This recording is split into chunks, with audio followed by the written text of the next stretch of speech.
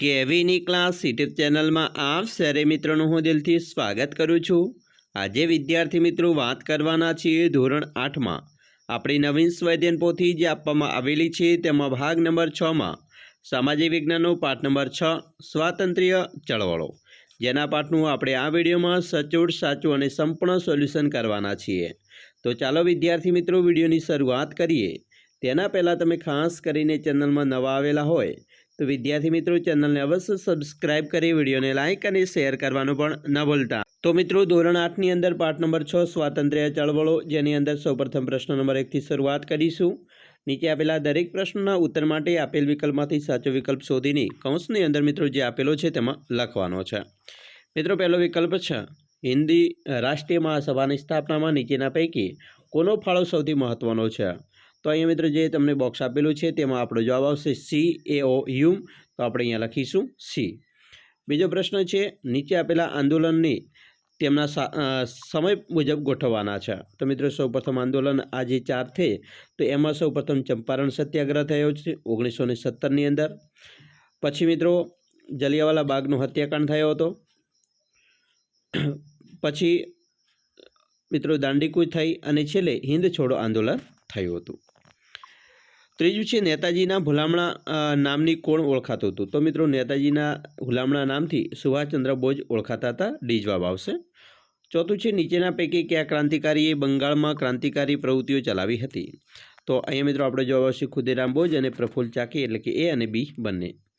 5 શ્યામાકૃષ્ણ park એ સંસ્થાના પ્રચાર માટે કયું સામયિક શરૂ કર્યું હતું? તો મિત્રો શ્યામાકૃષ્ણ મુખર્જી આવશે। તો શ્યામાકૃષ્ણ મુખર્જીએ ઇન્ડિયન સોશિયોલોજિસ્ટ સામયિક શરૂ કર્યું હતું। 6 સરદાર વલ્લભભાઈ પટેલ કયા ગ્રહથી સરદાર તરીકે ઓળખાયા?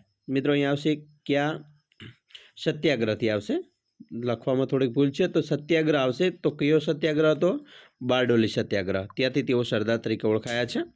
7મું છે દાંડીકૂચ અંગે કયું વિધાન યોગ્ય છે? તો મિત્રો અહીંયા ઉપર તમામ વિધાનો છે એ યોગ્ય છે।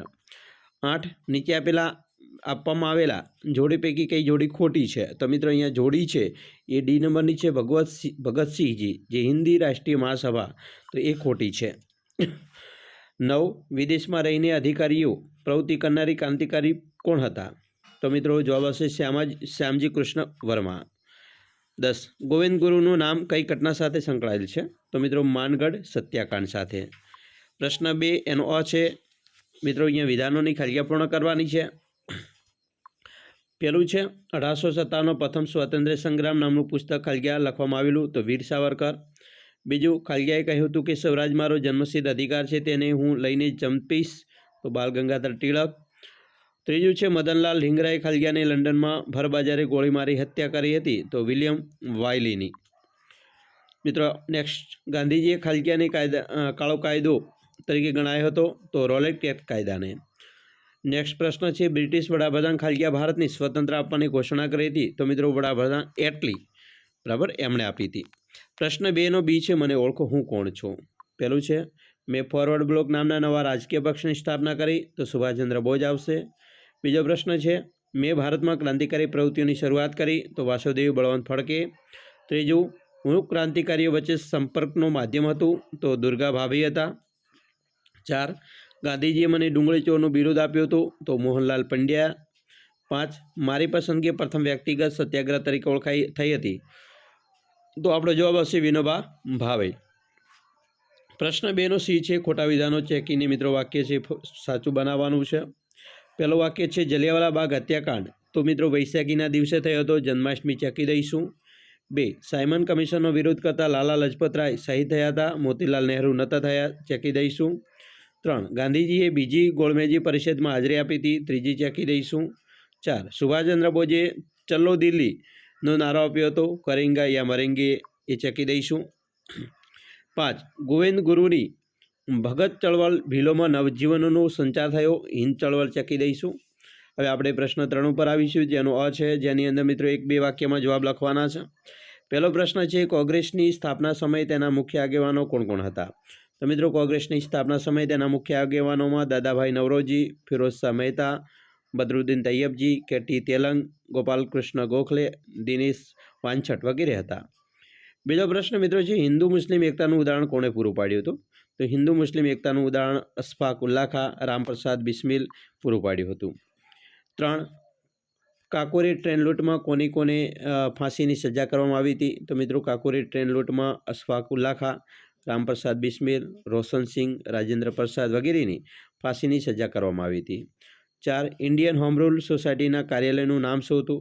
તો ઇન્ડિયન હોમ રૂલ સોસાયટીના કાર્યાલયનું નામ હતું ઇન્ડિયા હાઉસ. 5. વિદેશમાં રહીને ક્રાંતિકારી પ્રવૃત્તિઓ કરી હોય તેવા ક્રાંતિકારીઓની યાદી બનાવો. તો મિત્રો વિદેશમાં રહીને ક્રાંતિકારી પ્રવૃત્તિઓ કરનારમાં શ્યામજી કૃષ્ણ વર્મા, સરદારસિંહ રાણા, તારકનાથ દાસ, લાલા હરદયાલ, બરકતુલ્લા રાસબિહારી બોઝ, ચંપકરમણ પિલ્લાઈ વગેરે હતા. 6. રોલ એક્ટ કાયદામાં શું જોગવાઈ હતી? તો રોલ એક્ટ કાયદાની અંદર એવી મિત્રો જોગવાઈ હતી કે શાંતિ સલામતીના નામે કોઈપણ વ્યક્તિની કારણ વિના ધરપકડ કરવામાં આવતી, ખાસ અદાલતમાં કેસ ચલાવીને સજા પણ કરવામાં આવતી હતી. 7મો પ્રશ્ન મિત્રો છે, રાષ્ટ્રીય શિક્ષણ આપવા માટે કઈ વિદ્યાપીઠની સ્થાપના કરવામાં આવી હતી? તો રાષ્ટ્રીય શિક્ષણ આપવા માટે મિત્રો ગુજરાત વિદ્યાપીઠ, બિહાર વિદ્યાપીઠ, બનારસ વિદ્યાપીઠ, જામિયા મિલિયા ઇસ્લામિયા વિદ્યાપીઠ, તિલક વિદ્યાપીઠ વગેરે વિદ્યાપીઠોની સ્થાપના કરવામાં આવી હતી. 8. ગાંધીજીએ અસહકાર આંદોલનને મોકૂફ કેમ રાખ્યું? તો મિત્રો જ્યારે અસહકાર આંદોલન ચાલતું હતું ત્યારે ઉત્તર પ્રદેશના ચૌરી ચૌરા ગામે હિંસક બનાવો બન્યા, જેમાં ખેડૂતોએ 22 પોલીસોની માર્યા, પોલીસ સ્ટેશન પણ સળગાવી દીધું અને અહિંસાના હેમાયતી ગાંધીજીએ આ સમાચાર મળતા તેમણે અસહકાર આંદોલન છે એ મોકૂફ રાખ્યું હતું. 9. અંગ્રેજ શાસન દરમિયાન ધારાસભાએ કોણ બોમ્બ ફેંક્યો હતો? મિત્રો અંગ્રેજ શાસન દરમિયાન ધારાસભાની અંદર ભગતસિંહ અને બટુકેશ્વર દત્તે બોમ્બ ફેંક્યો હતો. 10. ભારતીયોએ સાયમન કમિશનનો વિરોધ શા માટે કર્યો? તો વિદ્યાર્થી મિત્રો અંગ્રેજો દ્વારા બનાવેલા સાયમન કમિશનમાં એક પણ ભારતીય વ્યક્તિનું સ્થાન મળ્યું ન હતું અને આને લીધે જ ભારતીયોએ સાયમન કમિશનનો વિરોધ કર્યો હતો. 11. સ્વરાજ પક્ષની રચના કોણે કરી હતી અને શા માટે? તો મિત્રો ગાંધીજી જૂથને કાઉન્સિલ ઠરાવને એન્ટ્રી ન મળતા ચિત્તરંજન દાસ નારાજ થયા અને સ્વરાજ પક્ષની સ્થાપના કરી, એટલે કે ચિત્તરંજન દાસે કરી હતી. 12. બંગાળની જેલમાં કોણે ખરાબ ખોરાક અને ખરાબ વર્તન સામે આજીવન ઉપવાસ શરૂ કર્યો?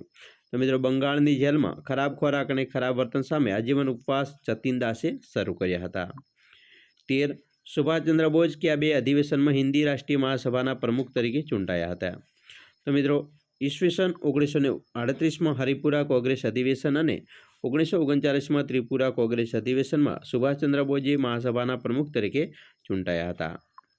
14. ચંદ્રશેખર આઝાદે કઈ પ્રતિજ્ઞા લીધી હતી? તો મિત્રો ચંદ્રશેખર આઝાદે પ્રતિજ્ઞા લીધી હતી કે હું જીવતે જીવ અંગ્રેજોના હાથમાં પકડાઈશ નહીં. 15મો પ્રશ્ન છે, માઉન્ટ બેટનની કઈ દલીલ કોંગ્રેસના નેતાઓને યોગ્ય લાગી?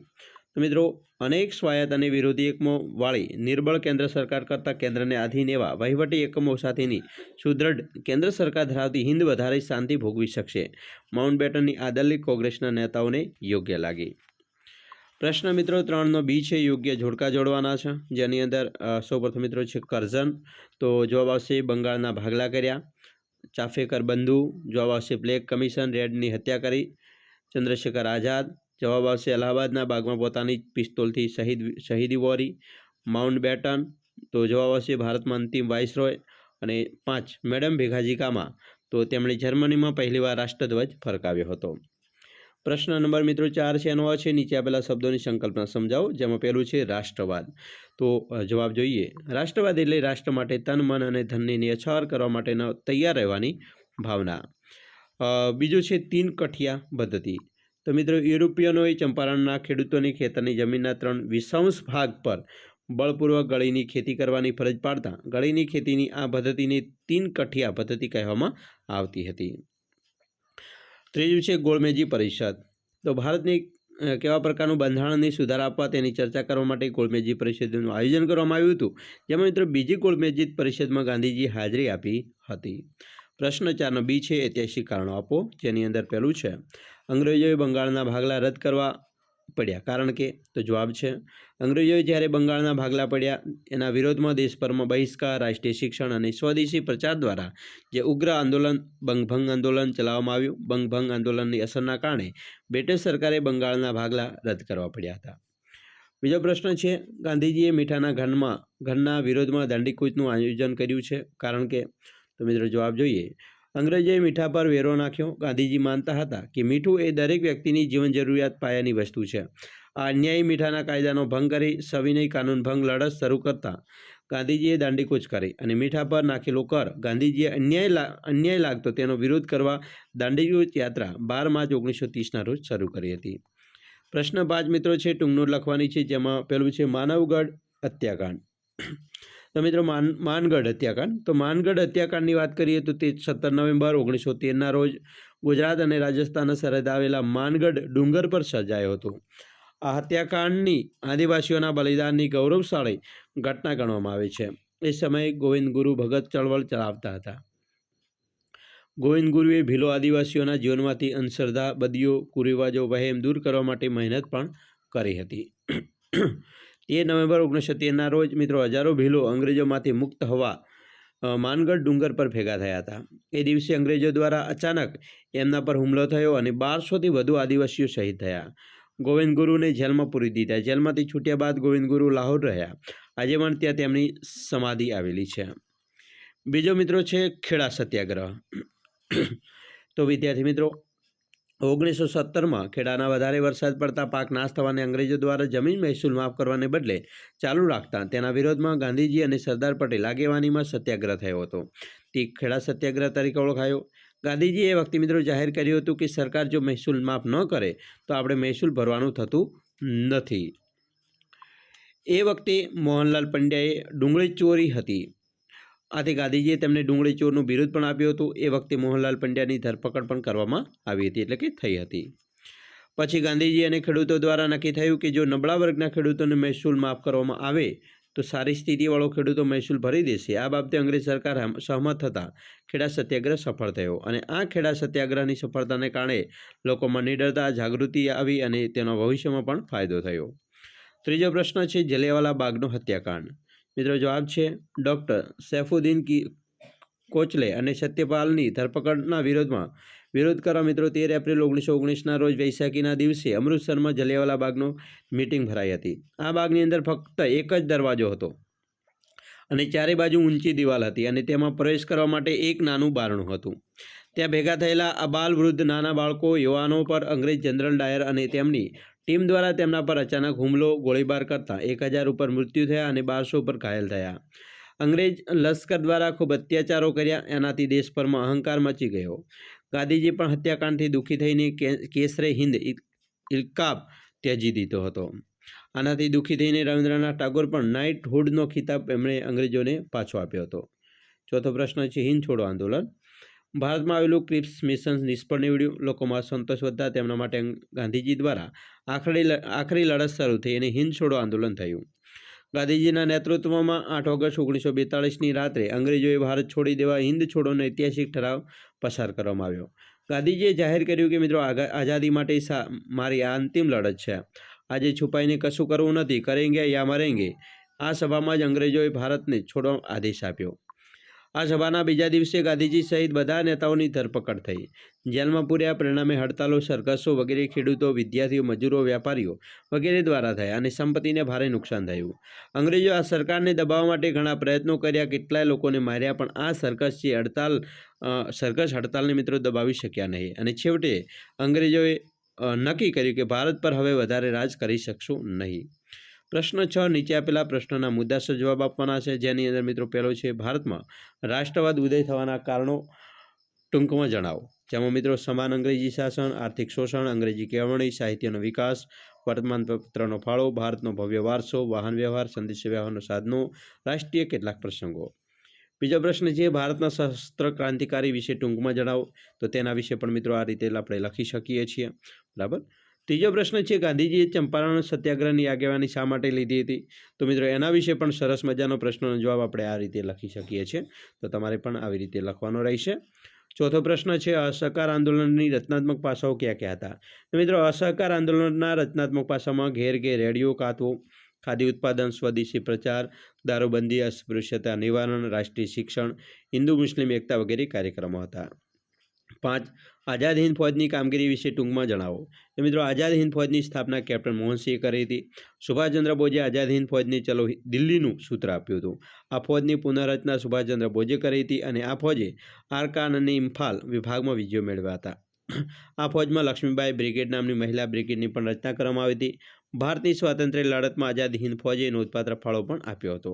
પ્રશ્ન મિત્રો 7 છે. નીચે આપેલા શબ્દ ચોરસમાંથી ભારતના મવાળવાદી અને જાહલવાદી અને શસ્ત્ર ક્રાંતિની શોધીને લખો. તો વિદ્યાર્થી મિત્રો અહીંયા તમામ છે. દાદાભાઈ નવરોજી, લાલા લજપતરાય, ખુદીરામ બોઝ, બિપિનચંદ્ર પાલ, ચંદ્રશેખર આઝાદ, કેટી તેલંગ, ગોપાલકૃષ્ણ ગોખલે, ભગતસિંહજી, બરાબર, બાલ ગંગાધર તિલક, તમામના નામ છે. તો અહીંયા મિત્રો આપણે અલગ અલગ તારવેલા છે. મવાળવાદી તો અહીંયા તમને 3 નામ જોવા મળશે. જહાલવાદીના 3 નામ છે. લાલ, બાલ અને પાલ નામે ઓળખાય છે. અને શસ્ત્ર ક્રાંતિ જેમાં ભગતસિંહ, ખુદીરામ બોઝ અને ચંદ્રશેખર આઝાદનું નામ આવે છે. તો વિદ્યાર્થી મિત્રો આવી રીતે તમારે પણ તમારું સ્વાધ્યાયન પોથીની અંદર સ્વાધ્યાય લખવાનું છે. અમે આશા રાખીએ છીએ તમને આપણો આ વિડીયો ખૂબ જ ઉપયોગી નીવડશે અને ખાસ વિડીયો ગમે હોય તો મિત્રો લાઇક, શેર અને સબસ્ક્રાઈબ કરવાનું પણ ન ભૂલતા.